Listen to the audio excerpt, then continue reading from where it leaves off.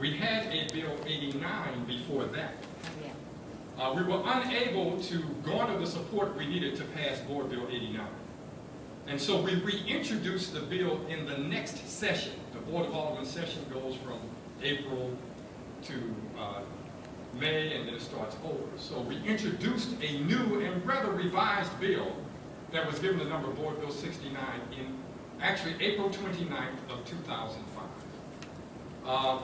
We worked our supporters at that time until March of 2006, actually March 10th of 2006.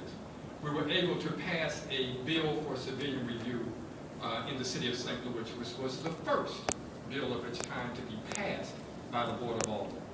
It had several major components. One, it established that particular department. Two, it had independence from the police force. Three, the members of the civilian review, we had a compromise. We agreed with the mayor to have the ability to appoint these individuals, but the mayor would appoint them from recommendations from the Board of Aldermen.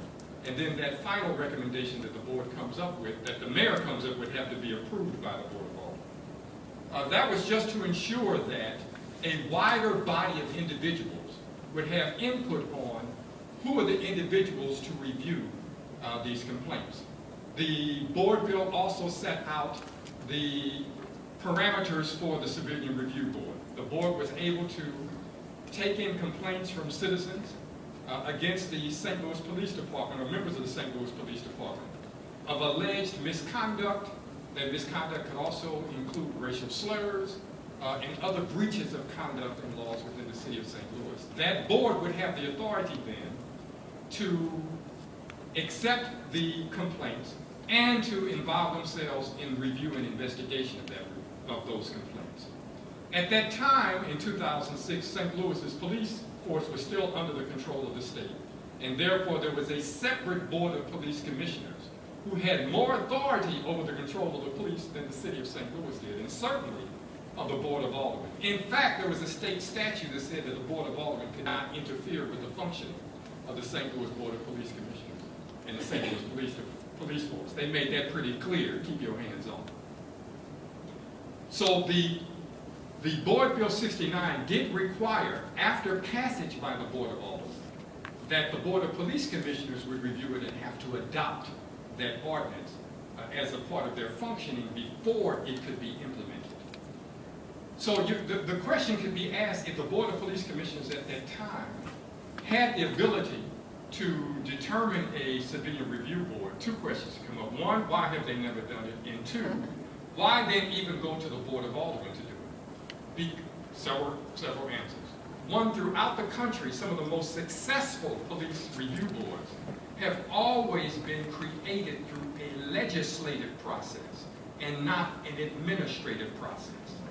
The Board of Police Commissioners is an administrative body and could not legislate the creation of a board of a civilian review board. Why is that essential? Because in most, both local, state, and at this point even federal government, it is the legislative body that holds the various types of public hearings that involve citizen input, not the administrative branch of government. Think of what happens with the Board of Aldermen when it has its public hearings that it's required to have, the series of them. Also, since these are elected officials that come directly up out of the communities that people elect them to represent, there is a level of comfort in these individuals having these public hearings and shaping legislation to reflect the community. The Board of Police Commissioners, at that time were appointed by the governor, who was in Jefferson City, and it's been a long time since there's been a governor from the city of St. Louis who had no real understanding or sensitivity to the needs of this city, yet they would have the power and authority to appoint a police board in the city of St. Louis. So some of us, that felt like a occupying force as opposed to representation from out of our community.